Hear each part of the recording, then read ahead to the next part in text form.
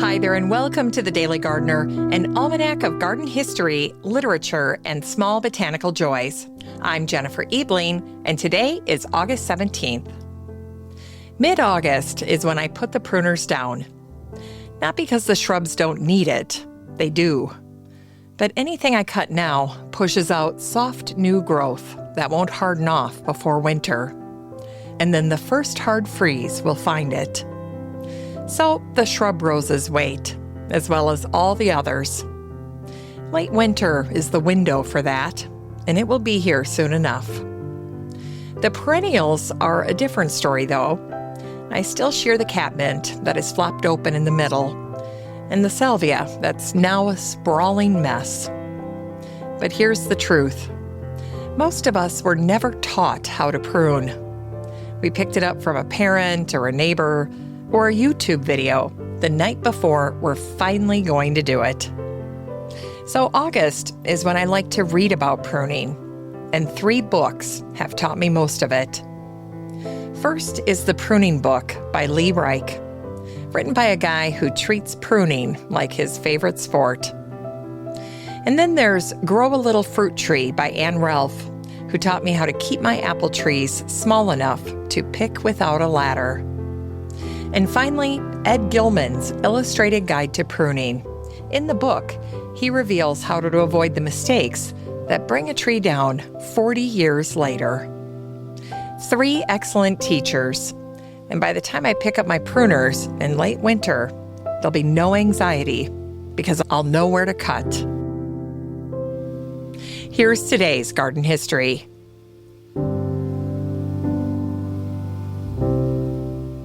It was on this day in 1900 that the American nurseryman and catalog writer William Bliss Harris was born in Denver, Colorado. He was an editor at Fortune. Then he married Jane Grant, one of the first women to report for the New York Times. She also helped her first husband start a little magazine called The New Yorker. William and Jane bought a place together in Northwest Connecticut, where they planted a garden with nothing but white flowers. They called it White Flower Farm, and in 1950, they turned it into a nursery you could order from by mail. But one thing bothered William. The people who wrote the catalog kept leaving, and he wanted it to sound like the same person wrote it every single year. So he invented a gardener, Amos Pettingill, opinionated, funny, and willing to say which plants were not worth your money. In 1976, William sold the nursery. He died 5 years later. Today, the catalog still goes out, signed by Amos Pettingill. And it was on this day in 1911 that the American novelist Myrtle Reed took her own life in Chicago at the age of 36. She was one of the best-selling authors in America. She wrote novels and poems and cookbooks under another name. But the book most people remember is Lavender and Old Lace, which came out in 1902. The 6th chapter is called The Garden, and in it, a tired young city woman walks into a country garden where an older woman gives her a tour, naming all the plants. Then the woman explains one particular pairing. She said, "The mignonette and forget-me-nots have a place to themselves, for I think they belong together. Sweetness and memory." And it was on this day in 1954 that the American poet Lou Sarett died in Gainesville, Florida. He was born Lou Saretsky in Chicago to immigrant parents from Lithuania and Poland. They separated while he was small, and by the time he was 12, he was supporting his mother, first as a newsboy and then as a washroom attendant. He eventually found work as a wilderness guide in northern Minnesota in Canada, traveling by pack train and by canoe.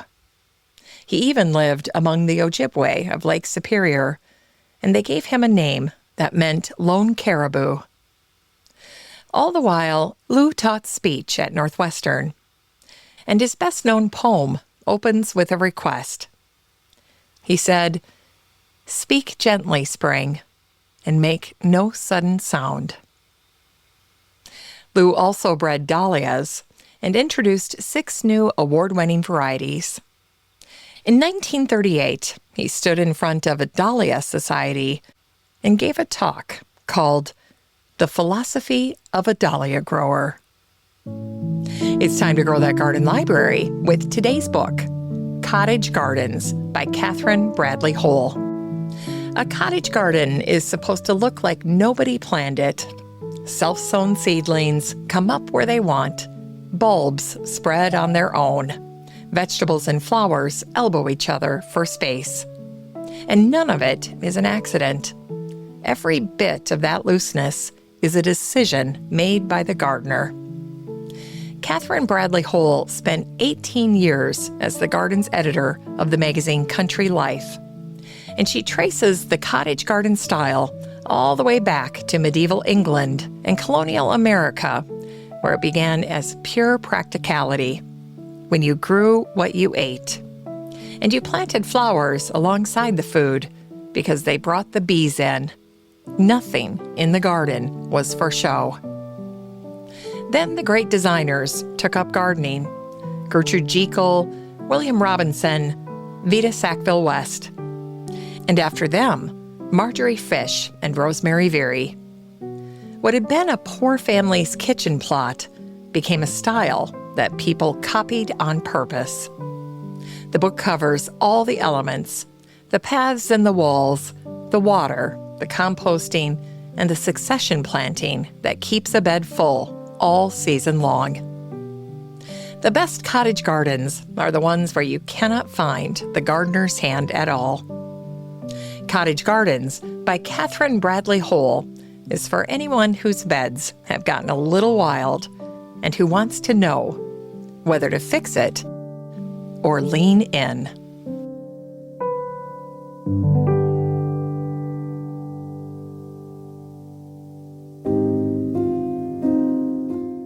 And finally, here's something sweet to ignite the little botanic spark in your heart.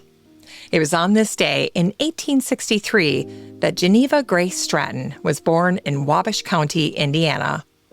Her family and friends called her Jean. As a little girl, she took in a hurt chicken hawk and set about nursing it back to health. Her mom said, "What a little bird woman you are." And just like that, Jean had a nickname. She was under 10 years old when her father Mark went even further and shared his love for nature with her, saying every wild bird on their 240-acre family farm called Hopewell was hers to enjoy and protect. She said, "I located 60 nests, and I dropped food into the open beaks in every one of them. Soon the old birds became so accustomed to me and so convinced of my good intentions that they would alight on my head and shoulders." In an autobiographical scene in her novel Laddie, the family doctor sits down with the father to discuss the youngest child in the house. Little sister is listening at the door.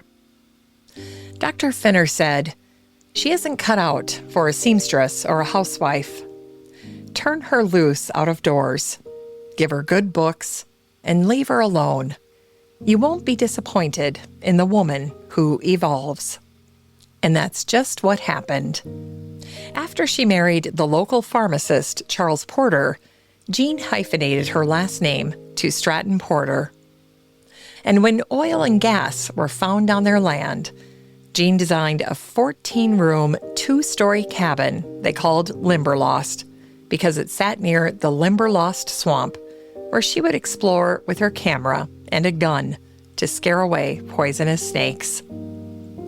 Her work was first seen in outdoor magazines, which gave her the courage to become a novelist. Her biographer, Barbara Morrow, said she took folks to a place they'd never been, to flowering meadows and clean-smelling woods, and marshes alive with birdsong. Later on, Jean's beloved swamp was drained and developed. She struggled with her mental health, and in 1919, she moved to California to turn her stories into movies. All but 2 of her novels came out on her birthday. Her most popular titles include A Girl of the Limberlost, Freckles, and The Keeper of the Bees.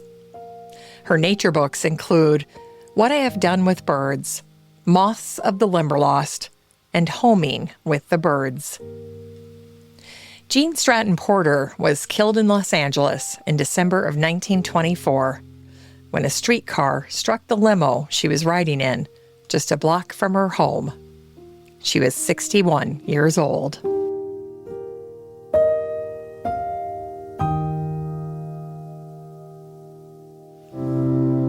That was Jean Stratton Porter, the self-taught naturalist, wildlife photographer, writer, and one of the first women in America to run her own film production company.